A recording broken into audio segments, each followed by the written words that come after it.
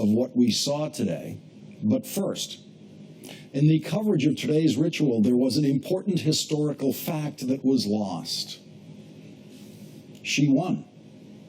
She won the popular vote. Hillary Clinton got more votes than Donald Trump did. She won the presidential election held on Election Day, but that's not enough to win the presidency because we don't elect a president on Election Day. The Electoral College elects a president when they meet on the first Monday after the second Wednesday in December. Now, you know you're deep into the world of ritual when your meeting must occur on the first Monday after the second Wednesday in December. It sounds like you're deep into the world of cultish superstition. Those words are actually written in law to specify when the Electoral College meets. And just by reading them, just by saying them, you can feel the absurdity of the Electoral College, how outdated it is. The Electoral College is one of the most enduring mistakes of the Founding Fathers.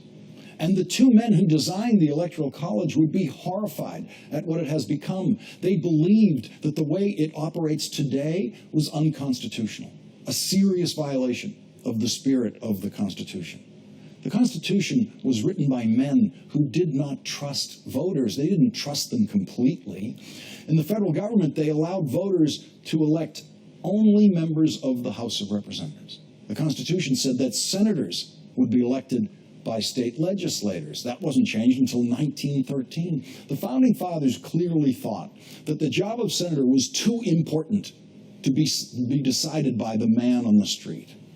And that was back when most people couldn't vote. No women were allowed to vote, no slaves were allowed to vote, and only certain kinds of men were allowed to vote. In some areas, you had to own property to vote, indicating that you were a man of substance, a man of judgment. That's what the electors in the Electoral College were supposed to be, men who could be trusted to choose a president because, in Alexander Hamilton's words, they needed to be men who possessed the information and discernment to make that decision.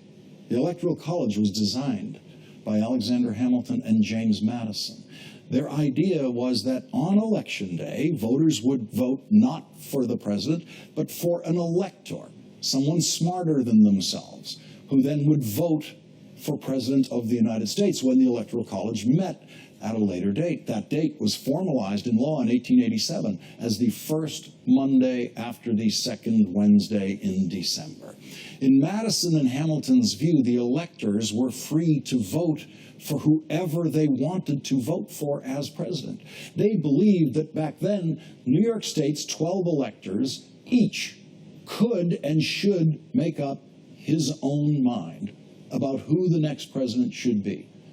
New York might produce maybe 4 electoral votes for one candidate, 3 electoral votes for another candidate, 3 electoral votes for another, then 2 for maybe another. They didn't want New York State's electors to get together and make a political deal to all vote for the same candidate. Madison and Hamilton became alarmed when they saw electors in some states realizing that they could do that they could get together and choose a candidate. The electors in certain states then all banded together and voted for the same person so that their candidate would be more likely to win, and Hamilton hated that.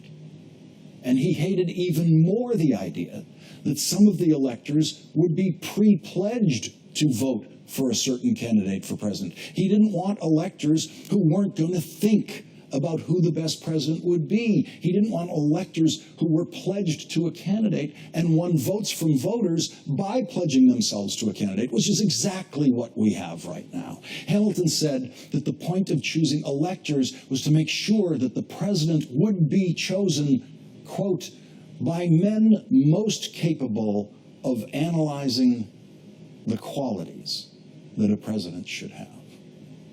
Hamilton didn't want robots in his Electoral College. He thought that would be a violation of the constitutional description of how the Electoral College should work. When he saw that the Electoral College was being abused, Hamilton actually wrote an amendment to the Constitution to try to correct it, an amendment that was never passed. And so, you win the presidency now not by winning the most votes. You win the presidency by winning the most robots in the Electoral College. An anti-democratic idea, an idea so anti-democratic that no democracy designed after ours has adopted the Electoral College. Our democracy has been a model for centuries for many developing democracies around the world, but none of them chose the Electoral College. No one wants that. Real democracies actually allow people to vote directly for the president. She won the popular vote. That's what you hear, the popular vote. A phrase that exists only in the United States of America. You know what they call the popular vote in the rest of the world? The vote. You win the vote, you win the office. And that is true for every elective office in the United States, from school committee to town council to alderman to mayor to state legislator to governor to Congress to senator, every single elective office in the country except the most important one. And of course, votes in the Electoral College are not democratically distributed throughout the country. They are not fairly distributed according to population. Wyoming only gets 3 electoral votes. That's the least that any state can have. North Dakota and South Dakota each get 3 electoral votes. But there are a lot more people in South Dakota than in Wyoming. Wyoming has 586,000 people. South Dakota has 300,000 more people than that. But it doesn't get 1 more electoral vote than Wyoming. It doesn't get any more electoral votes than Wyoming. It just gets those 3. So South Dakota voters are not as fairly represented in the Electoral College as Wyoming voters are. But California has 39 million people, and it only gets 55 electors in the Electoral College. If California voters got equal representation in the Electoral College to Wyoming voters, California would get 199 electors in the Electoral College. That is how wildly unrepresentative of actual American voters the Electoral College is. The Electoral College was designed when California was still Mexico. It was designed when the variation in population from state to state was nothing like the extremes that we see today. Today's population numbers and the patterns of settlement across the continent were unimaginable to the men who designed the Electoral College, but we're stuck with it. This archaic device designed by men who did not trust voters. It would take a constitutional amendment to rid us of it, which means we're stuck with it for the foreseeable future. We are stuck with an anti-democratic institution that if we observed a foreign country using it, when we go there to foreign countries as election observers to certify the integrity of their elections, we would say, oh, no, no, no, you can't do that. Can't do that. I've been an election observer in foreign countries on election day, watching people vote. And no one called it the popular vote. They called it the vote. No one said I was going to have to come back on the first Monday after the second Wednesday in December to watch some small group in a room make the final decision about who the president should be. In any other real democracy, the president-elect today, sitting in the Oval Office with President Obama, would be Hillary Clinton. But this is the country where you can win the presidency through a political card trick called the Electoral College. She got more votes.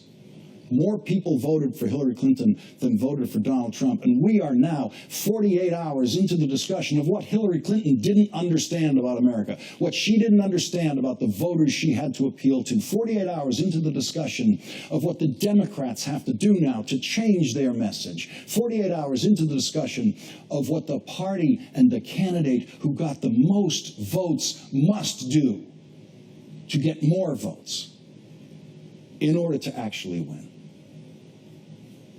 Only in America. That is a discussion that can happen only in America, where winning the election is not enough to win the office of the presidency. Winning the most votes, not enough. That's what winning the election is in a real democracy, winning the most votes. The world knows this. We have embarrassed ourselves to the world once again, with the world watching twice in 16 years now. The winner of the vote was not sworn in as President of the United States. Do not expect the world to understand that. Do not expect the world to admire our democracy. Alexander Hamilton would be horrified to see the perversion that his electoral college has become, and he would surely be horrified to see the kind of man who sat beside President Obama today, thanks entirely to Alexander Hamilton's electoral college. Coming up.